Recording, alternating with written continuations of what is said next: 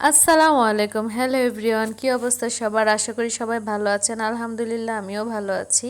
আজকে ঘুম থেকে লেট করে উঠেছিলাম, দেখলাম হাজব্যান্ড সব থালা বাসন ধুয়ে কমপ্লিট করে রেখেছে, যেহেতু শরীরটা একটু ভালো না। তারপর একবার চা করে তার সাথে একটু মুড়ি খেলাম। দেন আমার হাজব্যান্ড বললো আবার ক্ষুধা লেগেছে, তাই সুন্দর করে নাস্তা বানাতে চলে আসলাম। আর এই যে সুন্দর করে এখন রুটিগুলো বানিয়ে নিব।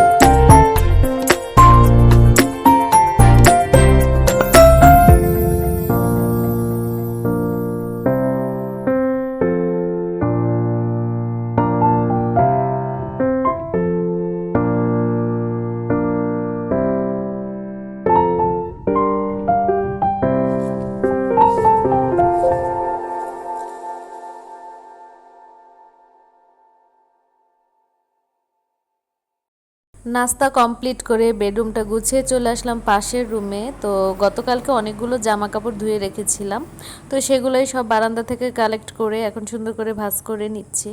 আমার কাছে বিকেলবেলা আসলে কাপড় চোপড় ভাঁজ করার সময় হলে আমার সময় হয় না, যেহেতু আমি স্টুডেন্ট পড়াই বিকেল 3টে থেকে নিয়ে প্রায় 7টা পর্যন্ত, তাই আমার সময় হয় না। তা আমার যত কাজ থাকে সেগুলো আমি সকালেই কমপ্লিট করার চেষ্টা করি। দুপুরের পরে নিজেকে একটু ফ্রি রাখতে হয়, খাওয়া দাওয়া করে একটু রেস্ট নিয়ে স্টুডেন্ট পড়ানোর জন্য নিজেকে রেডি রাখতে হয়। তাই আর আমি বিকেলের জন্য কোনো কাজই করতে পারি না। তো এই যে আমি সুন্দর করে আমার দোনোটা বেডরুম আমি গুছিয়ে ফেললাম, পাশাপাশি সব রুমগুলো আমি ঝাড়ু দিয়ে এসেছি। যখন যেটা পরিষ্কার করি একেবারে কমপ্লিট করে আসি, এভাবে আমার করতে আসলে সুবিধা হয়। দেন আমি রান্নাবান্না কমপ্লিট করে ফেলেছি, গোসল টোসল করে এই যে খাওয়ার সময় দেখা করলাম। ভাত রান্না করেছি, মূলা শাক ভাজি, মাছের ডিমের বড়া, এখানে গরুর মাংস ছিল, ছিল চিংড়ি শুটকি ভর্তা, দেন ছিল এখানে মাছ আর মূলা দিয়ে একটি